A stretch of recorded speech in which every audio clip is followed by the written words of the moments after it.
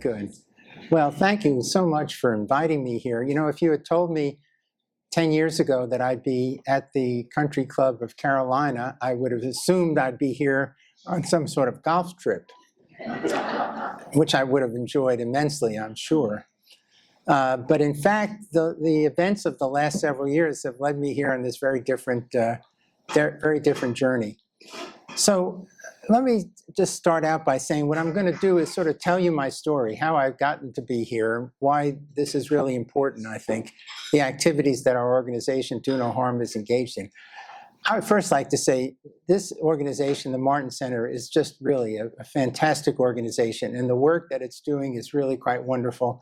And I think those of you that are supporting this organization, your precious resources are being well spent because they're really doing a fantastic job. And I'd also like to say it's great for me to be here to see some of my heroes, John Seiler, Kenny Zhu, John Murawski. These are people that have really had major contributions to this whole issue of trying to make sure that there's freedom of thought and freedom of speech in healthcare and in medical education.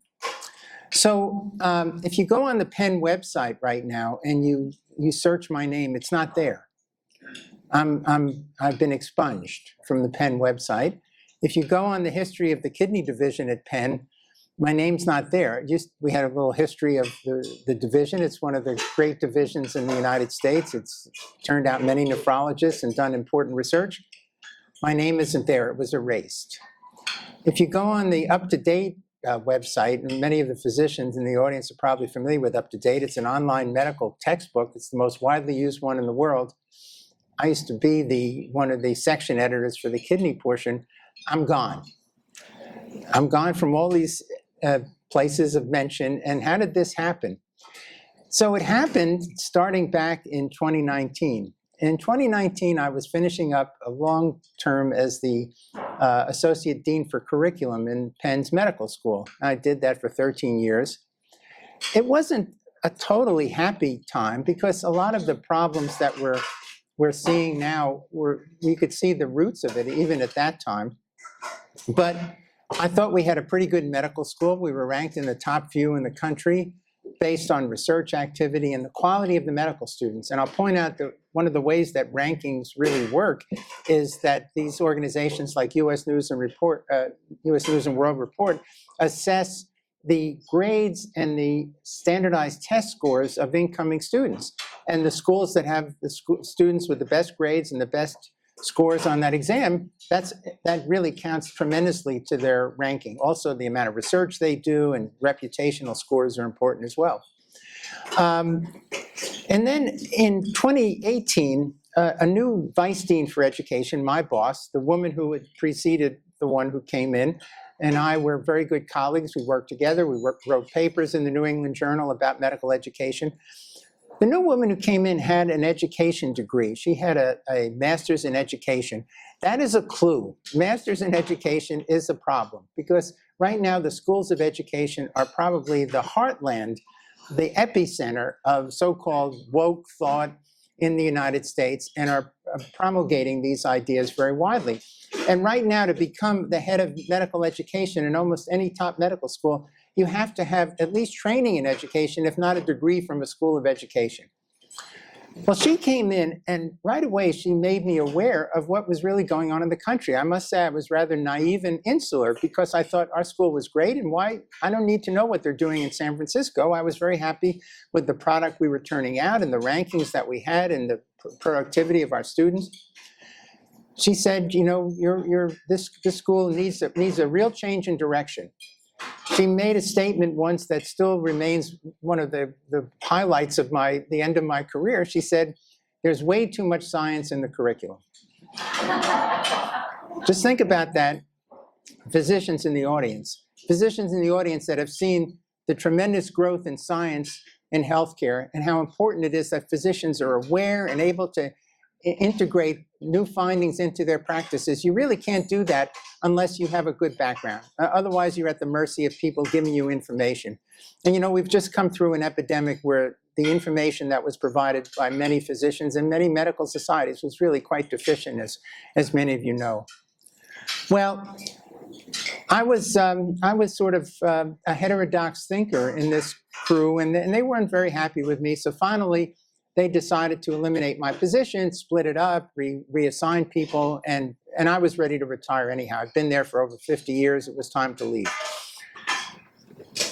At that point, there was an article in the Wall Street Journal entitled "Medical Schools Adopt Climate Change Teaching." And I had a fight with one of the faculty members who wanted us to introduce a climate change course. And I said, this is ridiculous. I said, the worst thing that's going to happen here is we're going to have the climate of Miami, which is not bad. And I said, we teach about tropical diseases. We teach about heat stroke. There's nothing else. I don't want to teach about the atmosphere because I don't have a degree in atmospheric thermodynamics, which I think you need to have if you're going to talk knowledgeably about this. Well, anyhow, I saw this article in the Wall Street Journal, and I said, this is ridiculous. And it was 40 schools were adopting this approach. So I wrote a letter to the editor, said, this is ridiculous. I write letters to editors. My son, who's a journalist, says people who write letters to the editor are really, really insane mostly. But anyway, I did write the letter, and the editor of the Wall Street Journal wrote back and said, I don't know about this article, because he wasn't even aware of it. I pointed out that it was real. But he said, why don't you write an op-ed about your views? So I wrote an op-ed, and the op-ed that I wrote was about the fact that there was so much of this social advocacy that was entering into medical education. And my concern was that I thought that the medical curriculum was really watered down over the last several years anyhow. When I and many of the physicians here went to medical school, basic science was a 2-year proposition, and it was pretty tough. And in fact, if you go back to when I first started medical school, a lot of people dropped out because the training was rigorous and it was quite difficult. So it was 2 years of learning basic normal function and then abnormal function in the second year. Suddenly, schools started to shrink down their curriculum. Penn did it as one of the earliest ones. That was one of the things that I was unhappy about, but really couldn't change, given my cowardice, I guess, more than anything else at the time. And so I decided to write about the fact that this was the content of the curriculum. More and more time was being spent on social determinants of health. I don't know whether they're important or not. One thing I do know is I can't do anything about them. I cannot do anything about poverty except pay my taxes, and elect legislators that are going to improve the economic conditions of the community. And I can't do anything about homelessness, and I can't do anything about food poverty, and I can't do anything about violence in the community. These are important issues. We have legislators here who are devoting their time and effort to try to combat some of these issues and problems for society. As a physician, I have no agency in these. So I wrote this op-ed for the Wall Street Journal. I sent it in. They liked it. We edited a little bit, went back and forth. And it was basically about the medical school curriculum and how it had become watered down, and it has too much of this social determinants of health as foci, and too much of the idea to create physicians to be advocates for climate change, for gun violence, what have you.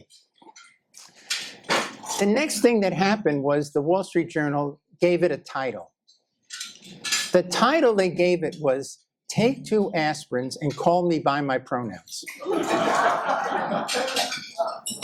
To tell you the truth, I was appalled because it had nothing to do with gender, anything about that. It had to do with medical school curriculum.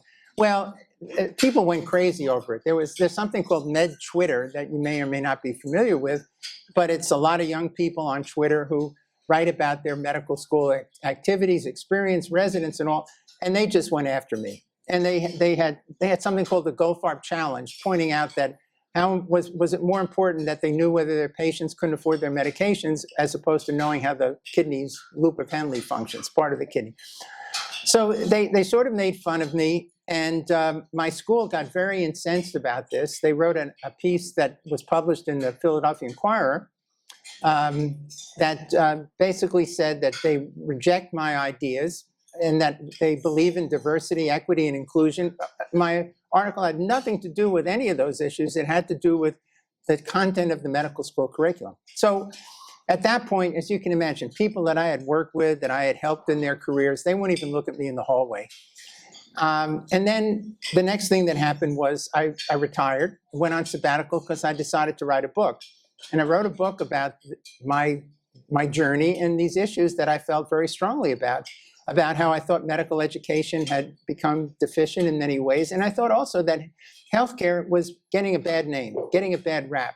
The view was that the reason that there are healthcare disparities between various ethnic groups, particularly minority groups, was because physicians were racist and physicians were not treating them in the same fashion.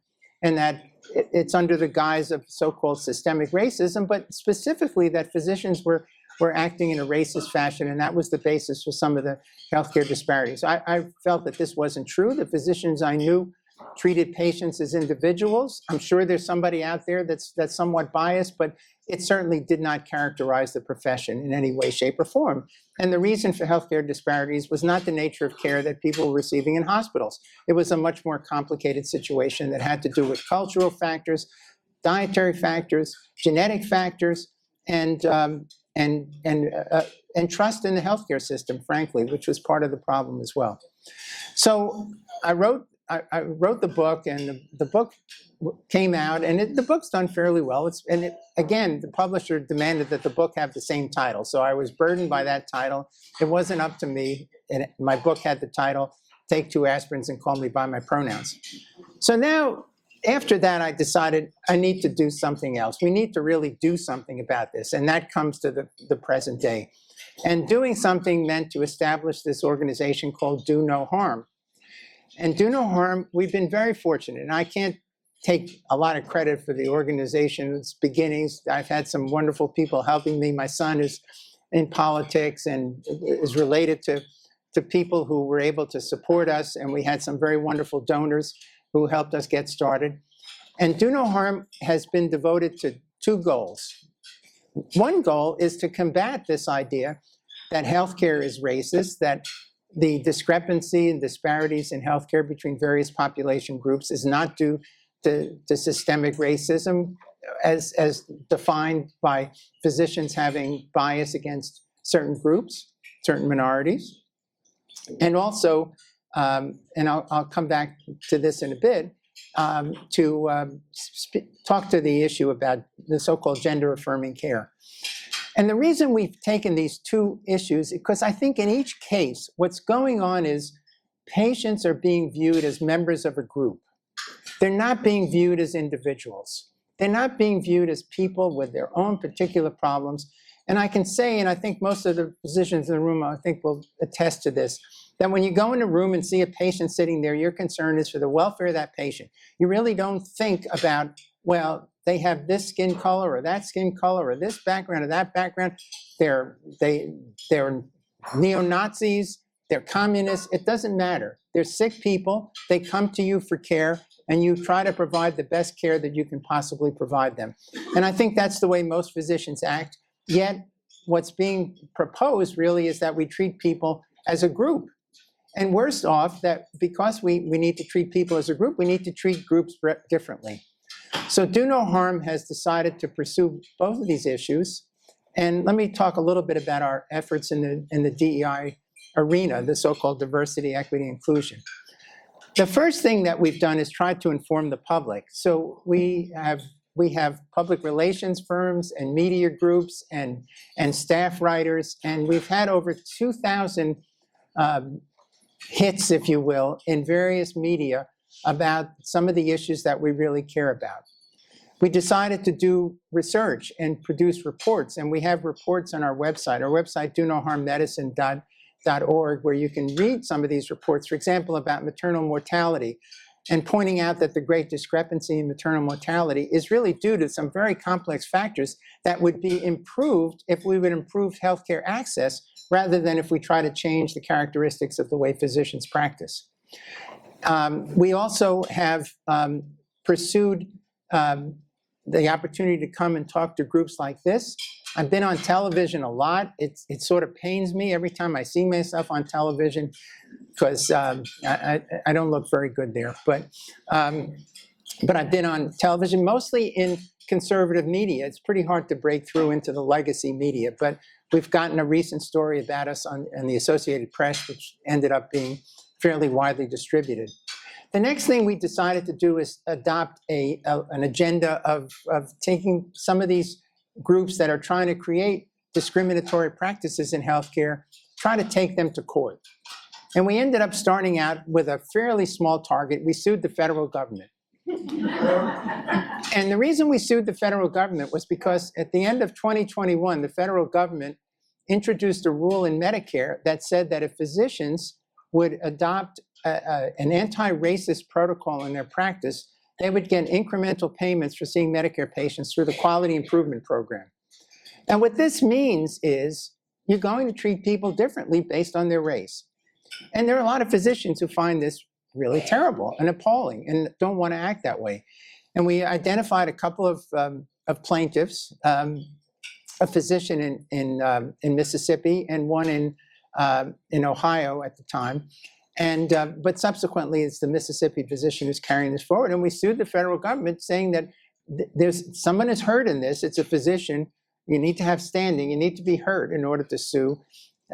This is a physician who has felt like their practice was compromised because they were being forced to treat patients differently based on their race. Well, the lawsuit was joined by 8 states' attorneys general, and it's now working its way through the federal judiciary, and we're told that the rulings so far have been positive. Our plaintiff comes from Mississippi. You have to pick the right district to file these lawsuits in that are maybe going to be more receptive to your ideas. And so that's working its way through the system. We've also filed 3 other lawsuits that are ongoing in one way or the other. And then we've done something else in the same arena. So the lawsuits that we then filed were against organizations that clearly had discriminatory practices that they were publicizing. The first one we sued was a journal called Health Affairs. Health Affairs considers itself the Bible of healthcare policy. It's a very influential journal, very fine journal.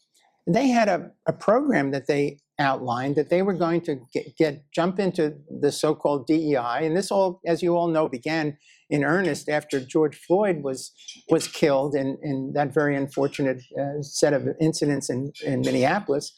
And right after that, they launched into a full-throated effort to, improve the outcomes of their publishing. And what they wanted to do was hire individuals, excluding whites and Asians from being hired in this program. And they publicized this. They were going to bring them in and give them all kinds of support and give them a chance to learn about medical publishing, young people. Well, it turns out if you accept dollars from the federal government, you can't do that. You cannot discriminate on the basis of race. So we're suing them on that basis. And then we took on another small group called Pfizer. So Pfizer also had, again, and there are many, many organizations that have this, but only the ones that accept federal dollars are susceptible to these lawsuits. And Pfizer also had a program like this, very rich program. They were going to hire people, give them funding for a master's degree, put them through school and all this. And again, whites and Asians need not apply. And then we also had a lawsuit that actually has been positively settled with the Arkansas Medical Board that had a scholarship that they had, again, only for individuals that were from certain races, excluding other individuals. So, I don't think this is the country we want where this kind of thing goes on. I thought we got away from that when I was a young person, but it seems not. And the final approach that we've taken in Do No Harm is a legislative approach. And I very much appreciate the legislators that are here and the support that legislators in Tennessee, Kansas, Missouri, I've had a chance to testify in these states about our efforts about DEI. And what we're seeking in these bills, we've been pretty successful in Missouri on this, is to get DEI in the same way as Dr. Perrin Jones. I knew Perrin Long, that's why I had that in my head. Dr. Jones was mentioning is to try to expunge this kind of activity from medical schools in these Midwestern states. And what are the activities that are so burdensome and unfortunate? First of all, it's deciding that faculty members need to state their allegiance to this idea of putting diversity above all levels of meritocracy in the hiring and the promotion of individuals. And this is a prescription for disaster for an institution, particularly institutions that do research. Research is about who's the smartest person in the room, who can do the best research, not about what they look like, what their sexual orientation is, or anything else, what their gender is. It has nothing to do with that. It has to do with their brain power. And that's all that should determine whether someone gets promoted or not. How well they teach. They have to be good people, certainly. And if they're in a research track, they need to do exceptional research. And so the laws that we've supported say you cannot just ask individuals how they feel about this diversity issue and make that a requirement for their promotion. And the grading system is, you can't just say I'm for diversity. You have to show how you've gone out and spent time in your career promoting individuals in very specific ways, again, when their job is to do research and to improve healthcare.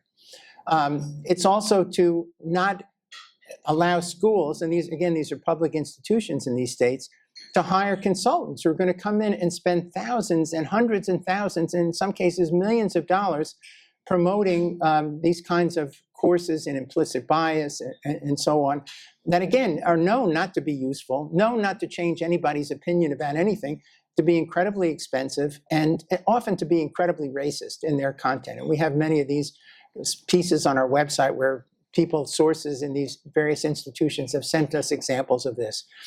And finally, to say, if you're going to accept students to medical school, at least inform the public on what's the basis of accepting these students. Are you accepting students because they're the most talented students, or are you accepting students because you have some idea of trying to fill quotas? And as you all know, the Supreme Court, any day now, any minute now, maybe while we're even speaking now, has a major case that University of North Carolina is party to, and Harvard is party to, and we'll see how that changes the world if they rule the way we expect, but they may not rule the way we expect. So we'll have to see how that goes. But we want admission to medical school to be based on merit. A lot of schools have done away with the MCAT scores because their rankings would fall. And then they decided to do away with the rankings, which was an easy way. So if you're not doing well on exams, the best thing your school can do is get rid of the exams, get rid of the grades, and then everybody's going to do well. Everybody's going to get a participation trophy. And the last thing we've done is we've issued a lot of Office of Civil Rights letters. Now, it turns out the Office of Civil Rights has been a notable success, and we had a piece in the Wall Street Journal about this, Mark Perry and I, because they have written letters to institutions when institutions have scholarships and other programs, public institutions that have specifically excluded one race or another race from participating in programs. They can't do that. It's illegal. There are civil rights laws in this country that have eliminated that. I'll just finish by saying that the other topic that our organization is working hard on, as I mentioned before, is the so-called gender affirming care issue. And I think there was a really interesting hearing that was held in Congress yesterday or the day before on this issue, because there's a bill to hold up funding to children's hospitals that engage in this activity. We see this as part and parcel of the same issue, as I said before, of treating these children not as individual children that need lots of treatment and therapy and discussion before they ever get medicalized or have surgery done on them, but rather they're being pushed into a pathway that in many cases, maybe in all cases, some people think, is really quite destructive for them. So we're trying to push back about that, and we've also sponsored legislation in various states about this. So let me stop there and just say that, again, I really appreciate the support that you all give to this organization and your interest in hearing from us. I hope you'll visit our website, the donoharmmedicine.org, one word, Do No Harm Medicine. You'll get to see some of the activities that we're interested in. We're very well funded. We had wonderful donors. This is not about raising money, but this is about having people give us information. That's been incredibly valuable to us. And so anytime we've encountered an institution that is really engaging in practices that almost everybody in this room would think are really not American and not the right thing to do, that we've been able to react to that and in some cases make a real difference. So thank you very much for your attention. I'll be happy to take any questions or whatever.